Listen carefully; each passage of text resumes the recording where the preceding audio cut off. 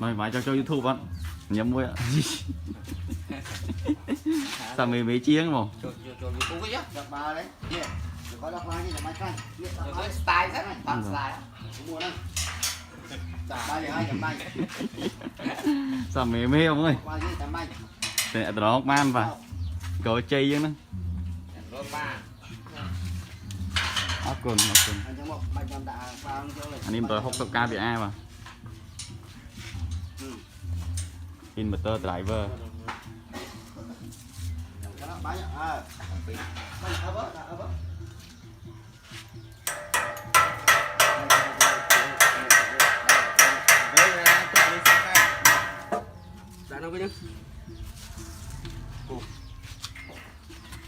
Một cú mới chiêu trên kia.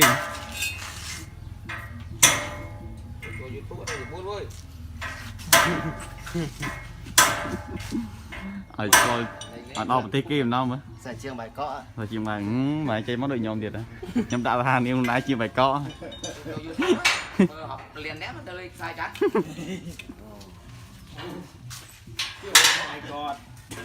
Ba bọn cô nó xài chiên bài cọ mà mình chiên ní mình chiên hành chiên háo chứ chiên bài cọ. Còn nào lấy chút phong.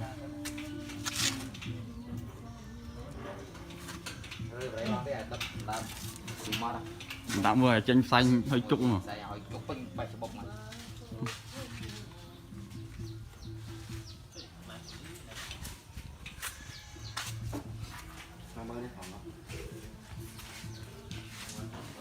Còn quên mấy thảo á. Mà còn trao thảo á. Cho mày bay bay bên chắp. Mà tiền. Đặt tủ phơi tụi ấy muối ăn không? Số mơ. Đã tụ lưng men đấy. Tủ phơi cái dâu mang cái muốn này. Tự nhép này. Tầm tinh rồi. Thời này chắc nhầm tinh tu con đong nặng mới chưa được. Con đong.